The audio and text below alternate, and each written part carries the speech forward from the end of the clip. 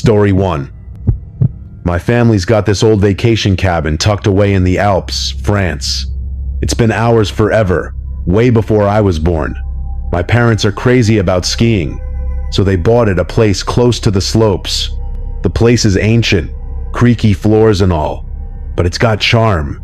It sits on this big plot of land, wide open with thick woods circling it. There's a dead-end road that snakes downhill to a few other properties, just as big and quiet. Growing up, that open space was a kid's dream, perfect for games like hide and seek or snowball fights. This story is from when I was 8, about 15 years back.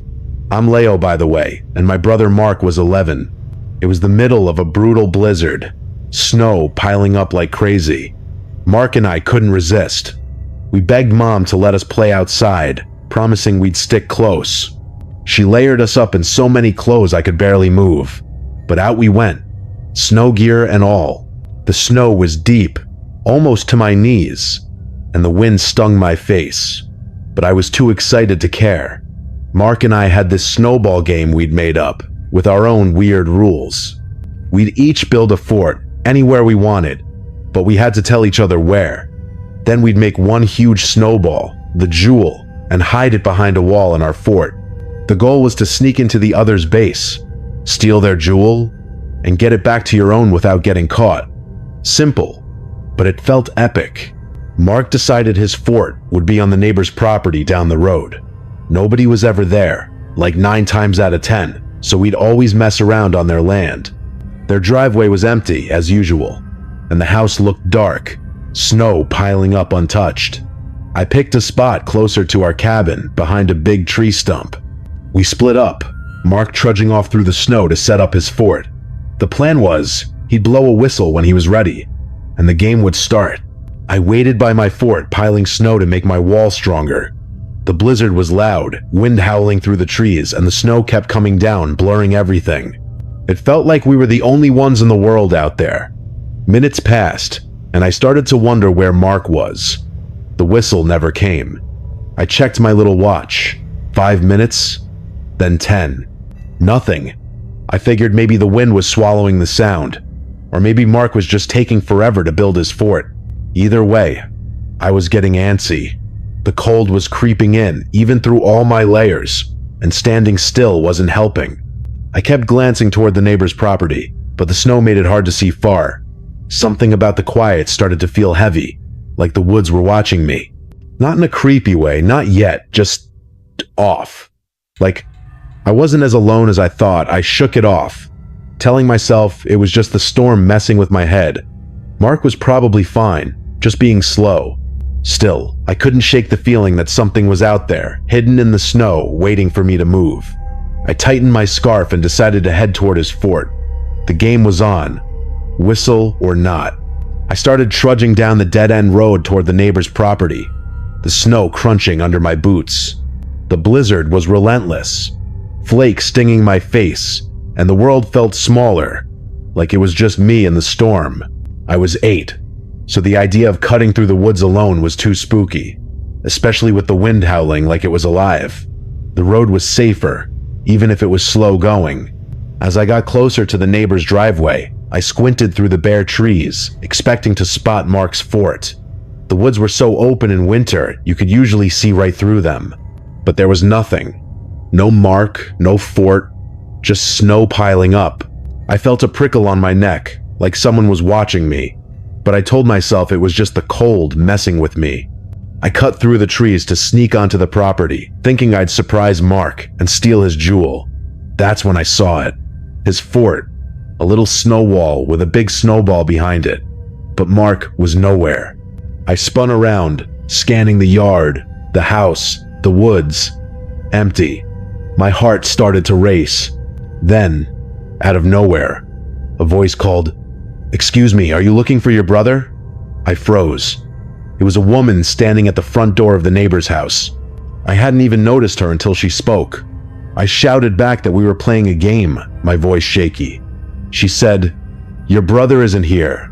That didn't make sense. Where else would he be? I started walking toward the house, squinting to see her better. She looked old, older than my grandma, with this weird smile that made my stomach twist. As I got closer, I saw something else. A face in an upstairs window, half hidden, like someone was peeking out.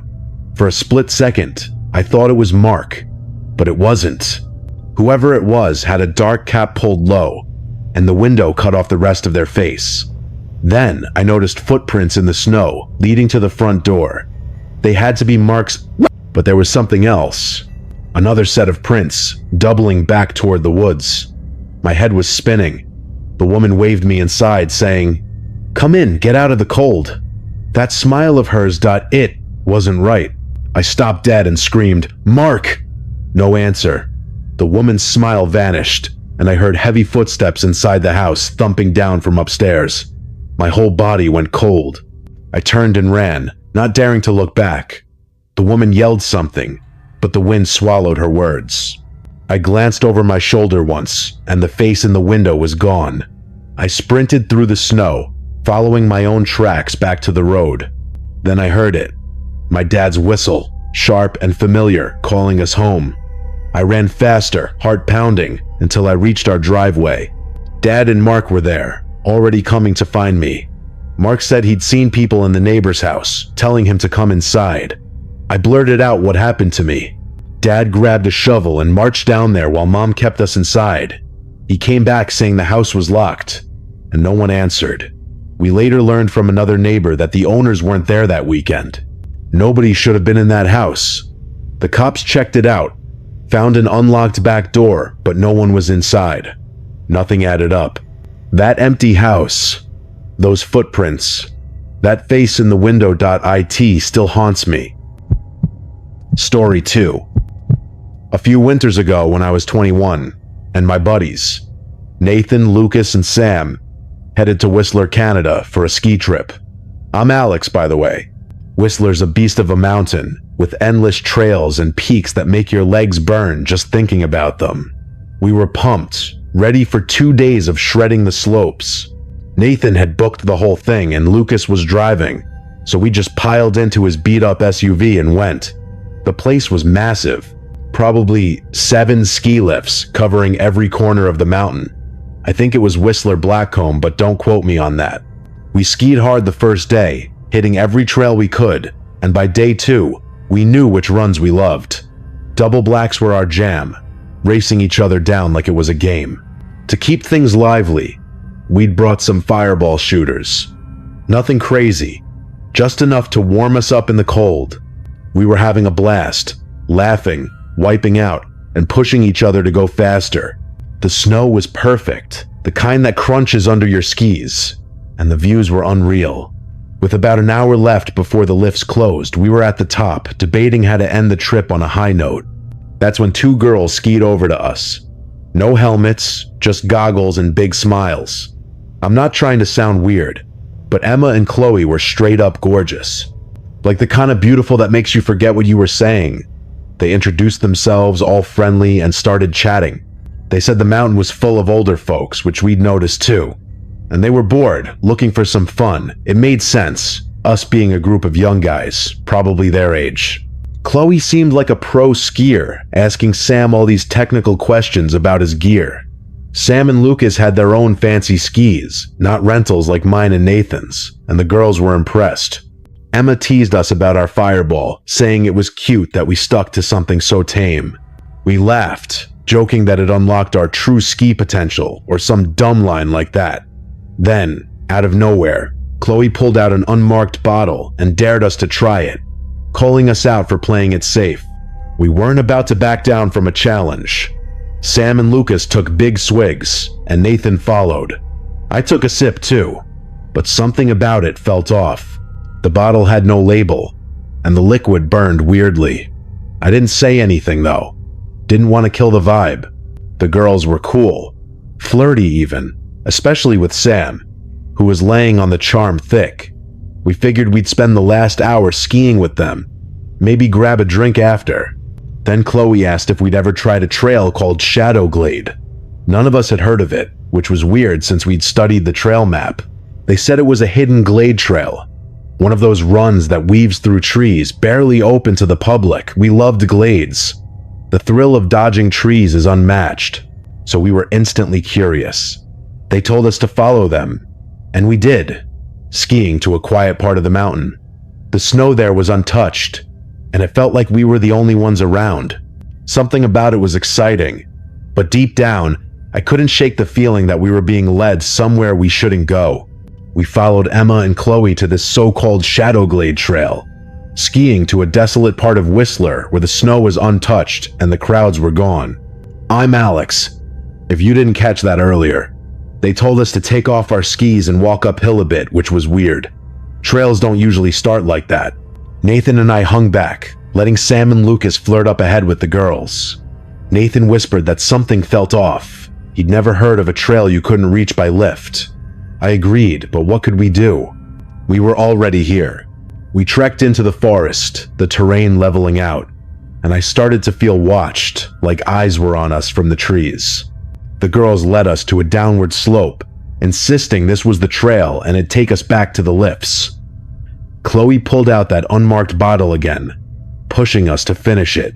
Sam and Lucas chugged without a second thought, but Nathan passed, saying he was good.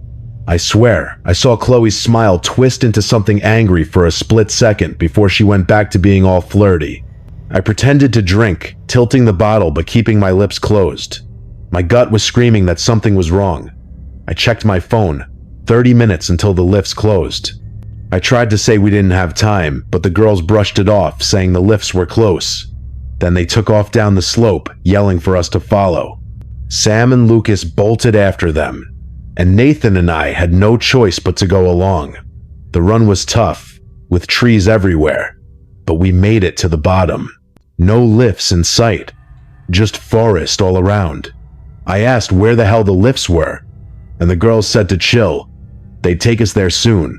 Then it happened. I heard a thump. Lucas was flat on his back in the snow, out cold. The girls laughed, calling him a lightweight, but before I could process it, Sam slumped over too. My heart was pounding. I rushed to them, unclipping my skis, checking if they were breathing. They were, thank God, but this wasn't normal. Nathan stepped toward the girls, demanding to know what was going on.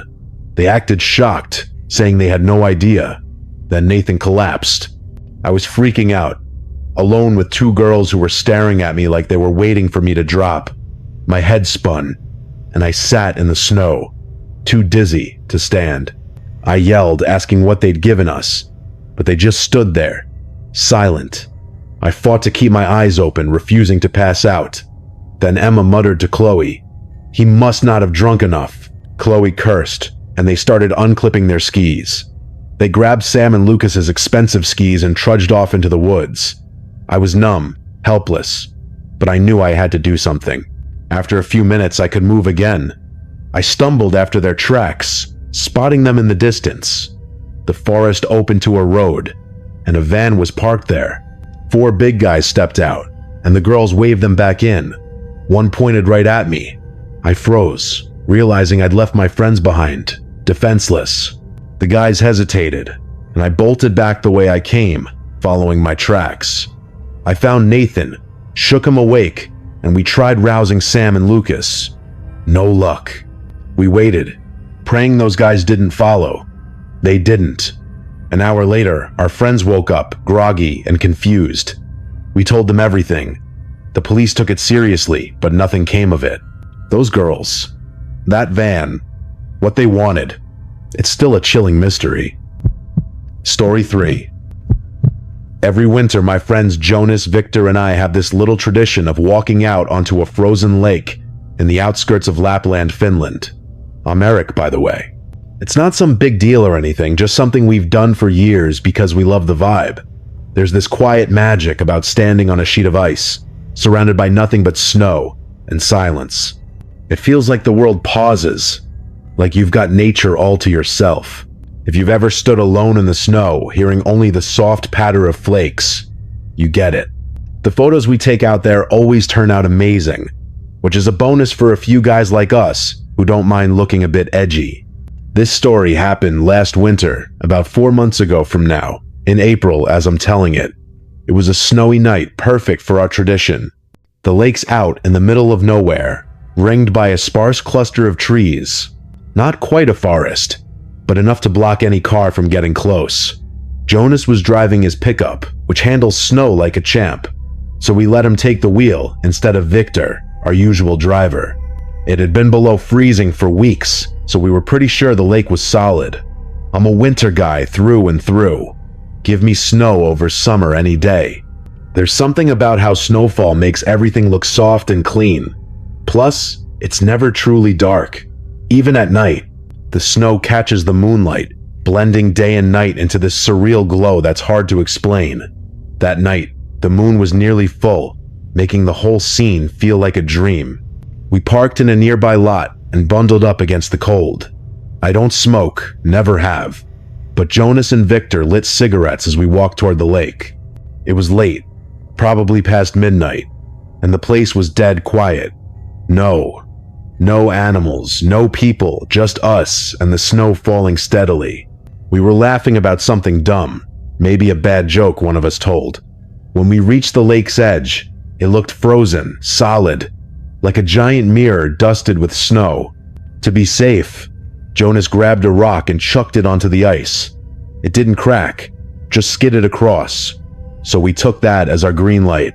We stepped onto the ice, careful at first, then more confident as we headed toward the middle.